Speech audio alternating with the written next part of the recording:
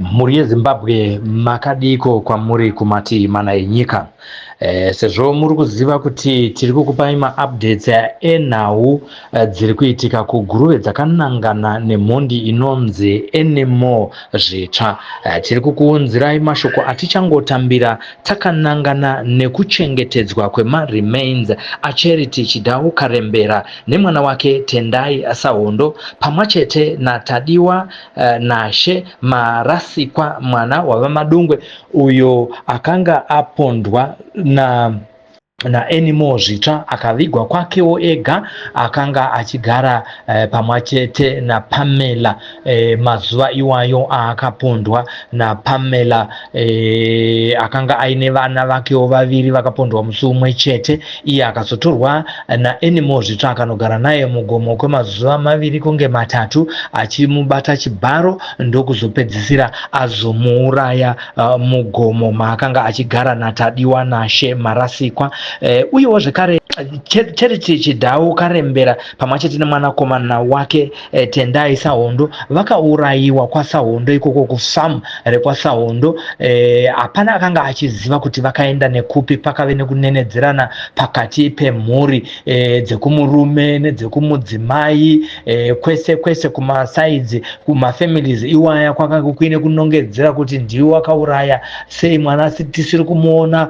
Vanhu vakataura zvakasiyana siyana, vamwe vakati Charity akaenda kunogara neboyfriend yake kusvika NMO zvitsva abatwa musi wa3 January ndo paakazodura mushure mema-investigations kuti mukadzi iyeyu anonzi Charity karembera pamwachete nemwana wake Tendayi Sahondo ndakavauraya mugomo rekwaSahondo famu. Handi ndinokuratidzai pavarere kubva musi wafukunurwa musi wa11 January. Mitumbi yavo kana kuti ma-remains avo achiri akachengetwa neve-forensic vari kuita ma-investigations. Zvinova izvo zvaita kuti zvidzorere kumashure nyaya yekuchengetedzwa kwema-remains avo. Tiri kuda kuti tipuwe update tinzwe kuti iye zvinezvi zvamira sei, nekuti nyaya haisisiri bedzi pakuti vangofukunura vachakabva ava, asi nyaya yasvika pama-DNA ari kufanira kunge achitorwa ma-family members avo. Zvinova zvareva kuti zviri kudhileya kuchengetedzwa kwema-remains avo. Taita hurukuru navaPeter Chidhawu vanove baba vaCharity karembera kuti vatipe update yekuti iye zvinezvi zvakamira sei panyaya yema-DNA test. Regai titange kutaura navo.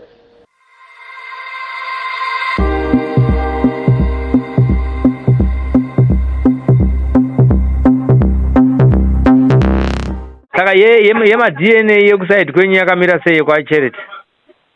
Ndiri kutobuda mukati memuCID compound. 2 to 3 weeks. 2 to 3 weeks. Sa ichiri yakabatana here nemwana musikana uya Tadiwa? Yatadiwa amai vacho tandinawo nemusi wechipiri nemukoma wemusikana waCharity. Ropa rakaendesewa for DNA test. Ora amai vatadiwa? Oho. Alright, kune vamwe vana here vakatorwa ropa kunze kuti vafananidzwe naTadiwa wacho? Ayo, vakanditora amai. Vakanzi vanotora raamai? Uku kusina amai uku kwaCharity mai vake vakafa zvakanzi tinoda mukoma kana munun'una wake. Okay, saka makaita sei imi? Takaendesa mukoma wake. Mukoma waCharity? Ndiye akatorwa ropa muchipatara ndobva ratenda nemusi wechipiri. Tingomirira ma-results kuti vanenge vazoiti kudii. Zvatorebesa kaizvi? Zviri kuenda kure. Naika. Regai tivamirire vaite basa ravo tione kuti pavanonoperera ndepapi. Takambogara almost gore 1 kubva March last year kusvika iye zvinezvi January. Zvazongobuda chete. Zvazongobuda chine basa I think ndechekuti zvabuda kwakuzongogadzirirawo kuti burial inofamba sei kana mushure mekunge vapedzawo ma-DNA avo. Ndozviri kuti zvakanakira nofunga zvakanakira ivo vari kuti zvakanakira chii? Kupolisi. Vekupolisi vari kuti zvakanakira confirmation nekuti vati gurupu rinogona kuzosiyana akanongedza pasi ripo asiri wenyu makazoita mumusha. Hanzi mukazoita chii? Hanzi munozoita ngozi mumusha makavigiswa asiriye. Oho. It must be confirmed DNA. Tinotenda kuti ichaburitsa mari dzawo dzakanaka. Zvinocha zvakaipirawo futi ndechekuti kana amai pane zvavanenge vakaita mwana asiri womusha imomo. Ndezvavaitaura kunzi kwababa atide mwana ndewaamai. Okay. Ndosaka vachizoda kufananidza nemumwe mwana ari mwana waamai vavo. Mwana waamai vavo. Kwete kutora ma-DNA kwababa. Handazviite izvezvi. Saka muri kuona zvine uchenjera handiti? Zvakangwara mani. Handiti? Komana. Saka iye zvinezvi pamwe mukatongondipawo update. Handiti muri kuziva kuti before animal asati ataura zvanhingi ndichazokuisira airtime kana ikapera. Kuti vanhu vakanga vachiaccuse imimi sekuru Peter kuti imimi ndimune muri kuziva zvakaitika kuna Charity. Iye zvinezvi mudhu yakamira sei? Kune here vakazouya vachiuya kwamuri vachitiregererewo pamashoko ataitaura? I have 3 so far. One mwana wamukoma ari kumasvingo kwachii. Kozoita mumwe ari kuno ukuku ari kugara side kwaDC kwaStrong kumafamba musoro. Nehwane mukomana wekuBerries Post mwana wemunun'una. Ndivo vati vataura pachena kuti chokwadi tachiziva makanga mune nyaya yakakura isisi akangotiwo ndizvo. Asi zvazvataurwa nemunhu chaiye pane chokwadi plus masunungurwa zita renyu ranga rakasvibiswa kunyanya. Alright. Zvakati omei. Zvino isi tinenge tichida kungozivawo kuti imimisa baba vakuru mumusha munoatambira sei mashoko iwaya achibva kunhingirikeni. Ndichazozivisa ruzhinji rweZimbabwe.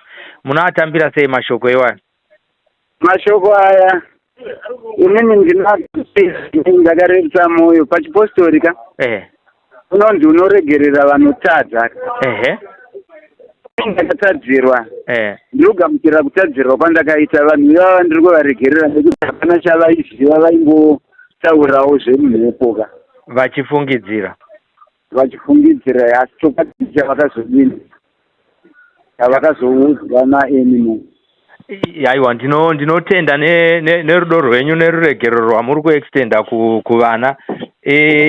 Ndakandoda kuti manje kana zvakadai imimi moyo wenyu wapapi marenge nekubuda kwazvakazoita kuti animal ndiye akauraya asi ndimama akunenedzerwa nemhuri.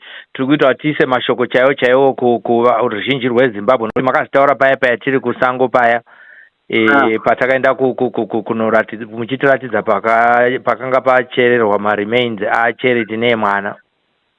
Zvakusiyai muri papi imimi semunhu nemhuri yenyu? Pane maweuishazi vakati wandei. Vari kupawo matestimoni avo.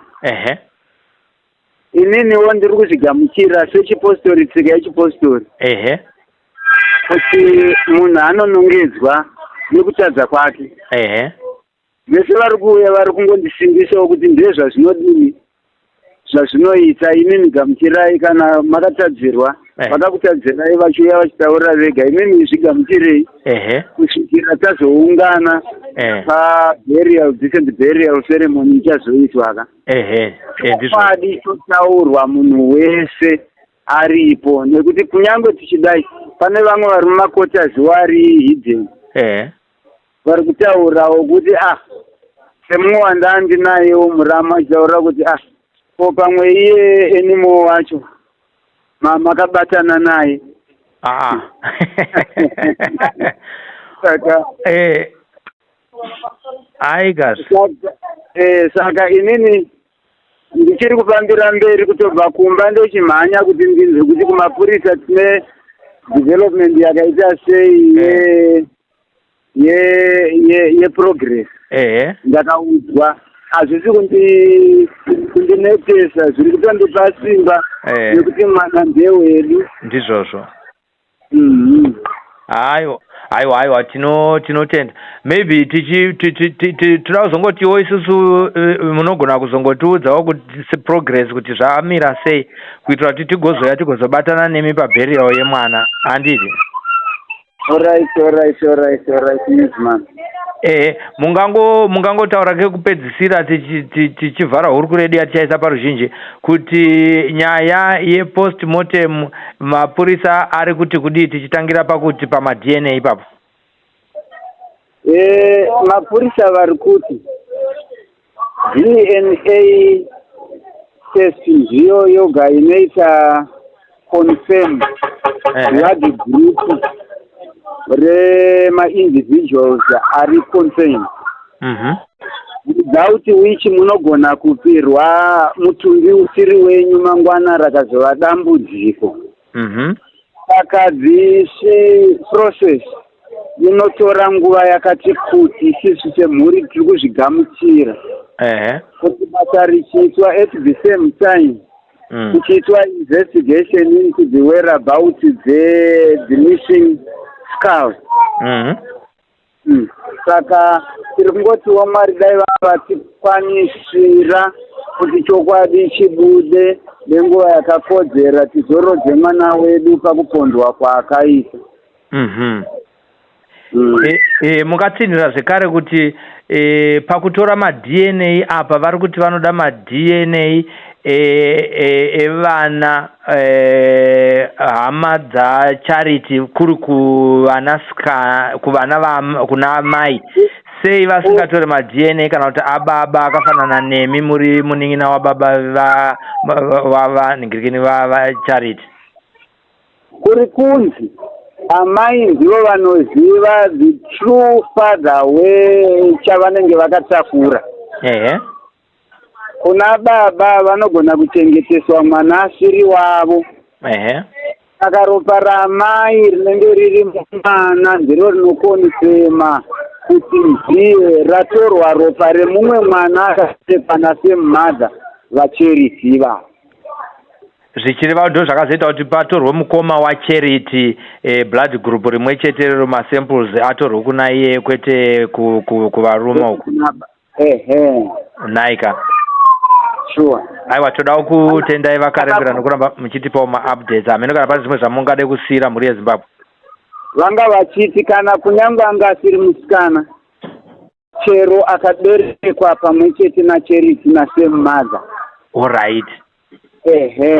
Zvinopa true picture yekuti ropa ravo rimwe chete. Alright. Pamwe mukabva matitaurirawo kuti sorry ndakubatai muri mupfuura inyumberi. Zviri kuenda kunopoinda zvekare Tendayi Sahondo mwana waCharity. Ndokwandanoda kubvunza.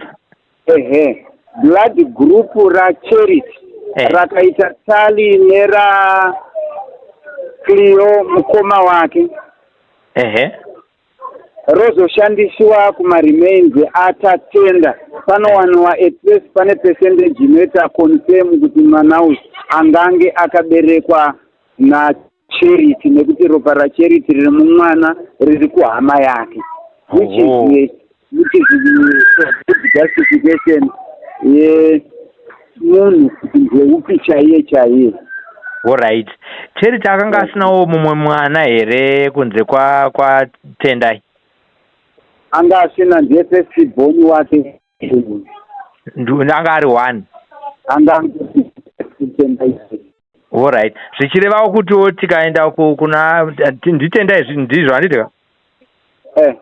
Zvichireva kuti havazi kutora masamples ekwaSahondo.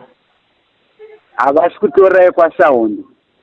Vari kutora pakashandiswa mukoma waCharity akaita tali naCharity. Blood group roextendewa DNA test kumwana waCharity. Panze pane percentage inoratidza kuti iropa rimwe chete. Inenge significant ndizvo zvavari kutsvaga. aiwa tiri kutodzidzawo ipapa uye saka takubvunzai tichirekodha interview ineyi kuti tidzidzewo kune vamwe vanhu vachazosangana nenhau dzakafanana naidzodzo zvinonzi kugara nakaona dzevamwe. Ichokwadi because Amisa Marasikwa amai vemusikana uye wokwazimuna wokuurayiwa kwazimuna uye makauya takanga tinavo amai Tadiwa nacho takatoenda amai Tadiwa nababa vaTadiwa neni nemwana wangu kuchipatara pamwe nemapurisa. Ropa rakatorwa rakatotumirwa musi wechipiri mumwe chete iwoyo kuHarare. Naika vaingotaura zvimwe chete kuna Marasikwa wacho kuti hatitore ropa rababa nechikonzero chimwe chete chandataurira kuti anoziva mwana kuti ndeamai. Naika hongu aiwa tinotenda neknowledge yenyu nereporting yenyu inoratidza kuti aiwa munobata zvinhu. maita basa tinotenda zvikuru kwazvo. Regai ndikati ndikufonerei zvakare.